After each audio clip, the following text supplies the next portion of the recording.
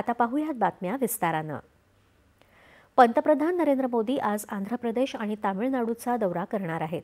तामिळनाडूतील कोइंबतूरमध्ये आयोजित दक्षिण भारत नैसर्गिक शेती शिखर परिषदेचं उद्घाटन दुपारी पंतप्रधानांच्या हस्ते होणार आहे।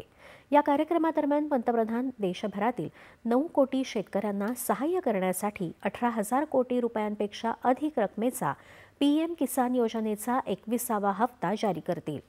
पंतप्रधान या प्रसंगी उपस्थितांना संबोधित देखील करणार आहेत। आजपासून 21 नोव्हेंबर दरम्यान आयोजित ही दक्षिण भारत नैसर्गिक शेती शिखर परिषद तामिळनाडू नैसर्गिक शेती भागीदार मंचानं आयोजित केली आहे।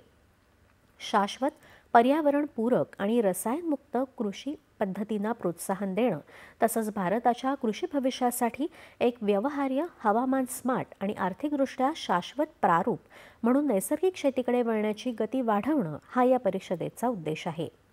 या शिखर परिषदेत शेतकरी उत्पादक संघटना आणि ग्रामीण उद्योगांसाठी बाजारपेठेतील दुवे निर्माण करण्यावरही भर दिला जाईल।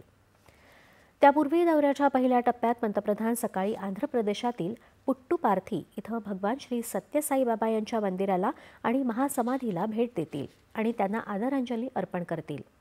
भगवान श्री सत्य साईबाबा यांच्या शताब्दी समारंभातही ते सहभागी होणार आहेत। यावेळी ते भगवान श्री सत्य साईबाबा यांचं जीवन, शिकवण आणि चिरंतन वारसा यांचा सन्मान करणारं एक स्मृती नाणं आणि तिकिटांचा संच प्रकाशित करणार आहेत। रशियाच्या अध्यक्षांचे